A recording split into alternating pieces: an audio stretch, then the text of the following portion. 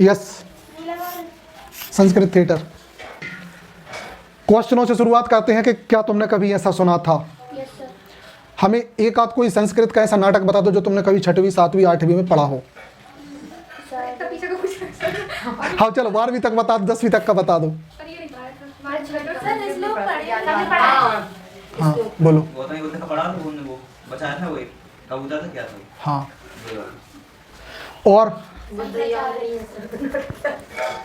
Sanskrit theatre के बारे में, उसकी जो संस्कृत की जो वोकेबलरी है ना, उस वोकेब को आपको इंग्लिश में बताना है कुछ चीज़ें।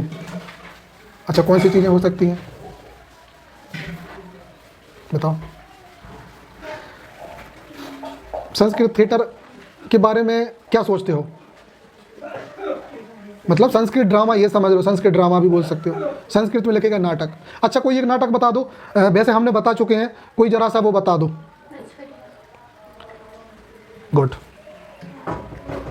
हाँ जो आपने बताया। एक ही बंदा बोला, हमें भी याद आ गया। अब आया? पहले याद आना ही सबसे बड़ा टास्क है। वो शकुंतला में सर। हाँ उनने वहाँ लिखा है मलयालम में। वो शकुंतला में कोई। अब यार याद नाम तो बता दो आपको। अभी क्या शकुंतला? हाँ 2 और ओके। तो पहली चीज, संस्कृत ड्रामा जो है वो बहुत संपन्न है, और जहाँ तक हमें ऐसा लगता है, हमारा पर्सनल एक्सपीरियंस, कि इंग्लिश लिटरेचर और इंग्लिश ड्रामा से भी ज़्यादा संपन्न है। जब अंग्रेज़ों ने लिखना शुरू किया है ना, जब उनने जो मतलब ओल्ड इंग्लिश का जो टाइम था, हम उसके भी 1000 साल पहले से लिखते आ रहे थे नाटक। तो देखो हम बात करेंगे यहाँ पे कुछ बिल्कुल की फैक्ट की बात करेंगे, वो सारे की फैक्ट तुमको एग्जाम में डाल देने हैं। जो भी एक्सप्लेन करना हो पूरा मन से एक्सप्लेन कर सकते हो, but only in English. You have to use English words, और बाकी के संस्कृत के जो वर्ड है आपको उसको इंग्लिश में ही लिखना होगा। जस्ट फॉर एग्जाम्पल रस, तो रस को आप इंग्लिश में ऐसे यूज करोगे, रसा, ठीक। और उसकी जो पढ़ाई है उसको अपन बोलते हैं थ्योरी। लो भाई, ओके। फिर अगली चीज भाव है ना, अपन जिनको बोलते हैं भाव, इंग्लिश में बोलते हैं भावा। हाँ एक्स यहाँ लिख सकते हो है ना, इमोशन, इंग्लिश में अपने ब्रैकेट में लिख दिए। क्लियर? हाँ हाँ बन नहीं पाता वो भावा। ओके बात आ रही समझ में? अब सुनो, भाव, विभाव, अनुभाव, संचारी भाव, these all are types of भाव, है ना। लोग यही खाते रहते हैं ये भाव खा रहा है, मुझे लेकर कौन सा वाला कौन सा खा रहा है बताओ? संचारी भाव खा रहा है ना, है ना, विभाव खा रहा है, अनुभाव खा रहा है, कच्चू नहीं खा रहा है, स्थायी भाव कि सिर्फ मुड़े ही खा रहा है वो। चलो तो देखो संस्कृत ड्रामा की जो शुरुआत होती है ना, वो उसको थोड़ा सा सीक्वेंस में समझे। ये था बैकग्राउंड, है ना। तो संस्कृत थिएटर जो ड्रामा है ये कम से कम 3000 साल पुराना है। कितने हजार साल पुराना? Approx 300 BCE। कितना? आजकल ये ऐड होने लगा, याद नहीं आ रहा हमें कहाँ, आजकल आ गया याद ये, ठीक है। तब इसका जो ओरिजिन है ना वो होता है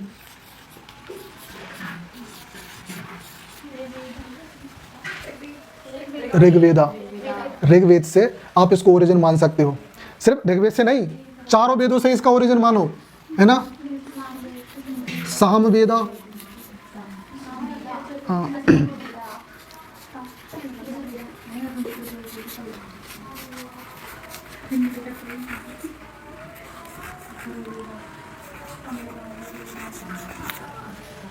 इन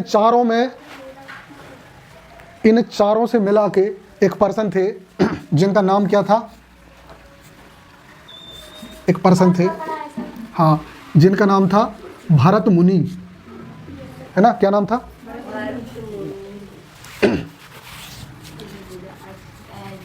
भरत मुनि। इनने एक 5वें वेद की रचना की।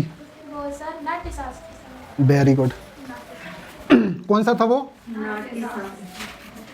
नाट्य शास्त्र। बोलो क्लियर। नाट्य शास्त्र कहते हैं इसमें से इनने जो पोएट्री का जो फॉर्म होता है ना वो लिया, यहाँ से इनने संगीत लिया, यहाँ से इनने जो एक्टिविटीज़ ली, और यहाँ से इनने बहुत सारी चीज़ें ली थी। जैसे हम ये समझ लें क्रिएटिविटी हो गई है ना, और साज श्रृंगार हो गया है ना, कैरेक्टर्स का, हाँ स्टेज वगैरह था, वो सब लिया। इन सबको मिला के इनने एक भेद निकाला जिसको हम क्या कहते, बिल्कुल। तो बात क्लियर, ये चीज़ें हुई, ठीक। पांचवा वेद, और इसी वेद से आपका संस्कृत थिएटर का ओरिजिन होता है। ये थी पहली इन्फॉर्मेशन। बोलो रब कर दें, ठीक, क्लियर करें।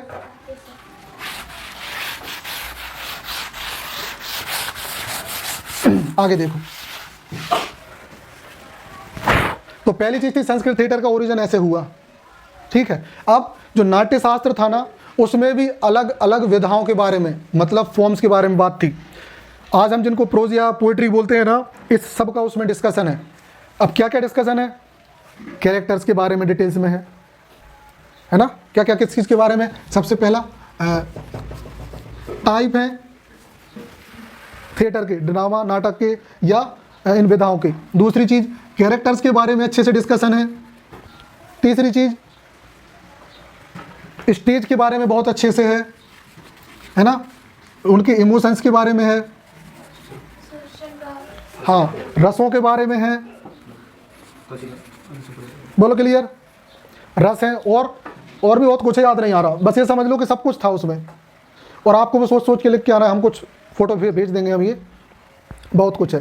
पहली बात आ गई समझ में, ओके। तो कहने का मतलब ये था सब कुछ था। हाँ डांस भूल गए, और इन हाँ वस्त्र सज्जा, यूनिफॉर्म्स है ना, हाँ कॉस्ट्यूम्स, वस्त्र सज्जा जिसको अपन बोलते हैं, स्टेज है। क्लियर। सेकंड में क्या कैरेक्टर, हाँ शॉर्ट में लिख दिया। क्लियर।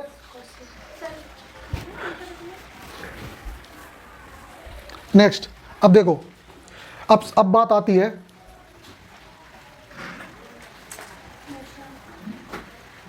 हो जाने जल्दी,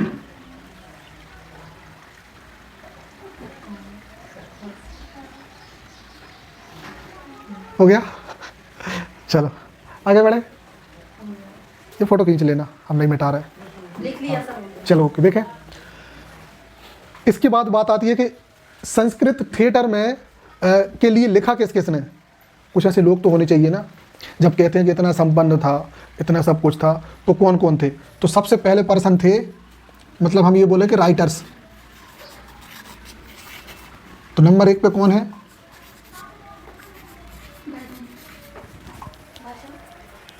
हिंदी में इनको बोलते हैं, हाँ सुने हो ना नाम, भाषा नहीं भाष।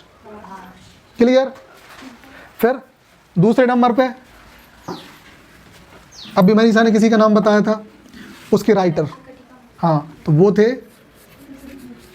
शूद्रका। Yes sir. शूद्रक बोलते हैं अपन इनको।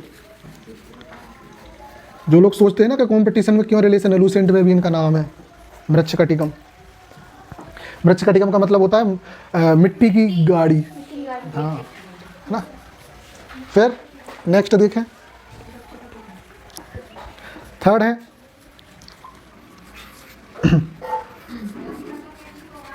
भवभूति। हाँ भवभूति, नहीं तो चौक ले आओ, खत्म। और फोर्थ क्या है? चौक उठलाओ।